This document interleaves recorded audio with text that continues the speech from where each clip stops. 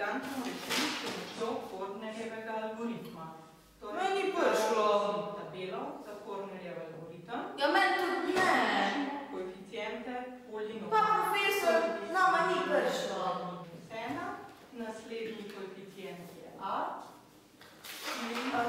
Videli smo že konc, rado bi ima dodatne naloge.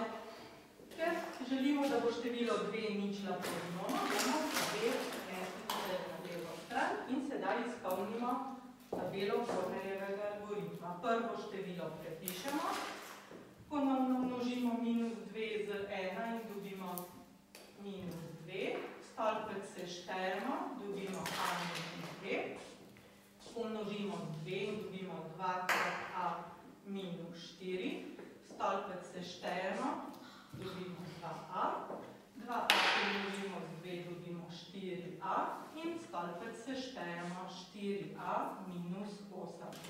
Ker je tole naš zadnji člen, mora biti enak nič, da bo število 2 ničla polinoma.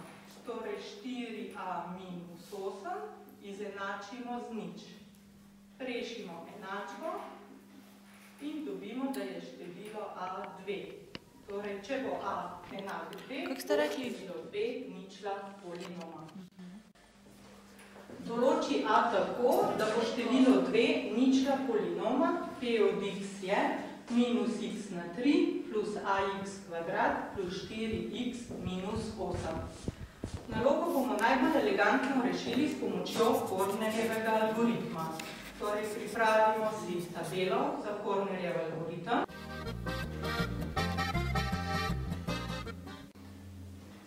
Določi A tako, da bo število 2 ničla polinoma, P od x je -x na 3 plus ax kvadrat plus 4x -8. Nalogo bomo najbolj elegantno rešili s pomočjo Fortnerjevega algoritma. Torej, pripravimo si tabelo za Fortnerjev algoritem in upišimo koeficiente polinoma.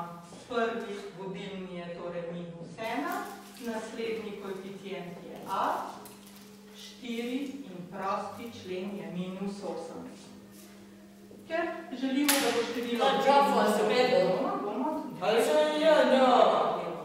in sedaj izpolnimo tabelo Fortnerjevega algoritma. Prvo število prepišemo, ponovno množimo -2 z 1 in dobimo -2,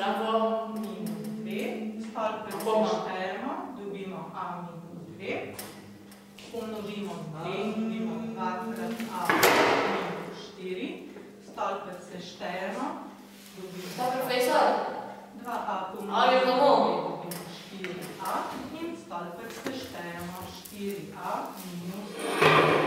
Ker je tole naš zadnji člen, mora biti enak nič, da bo število 2 ničla polinoma. Torej 4A -8 rešimo z nič. Rešimo enačbo in dobimo število A2. Torej, če bo A2, bo 2 ničla polinoma. Započujem pa profesor.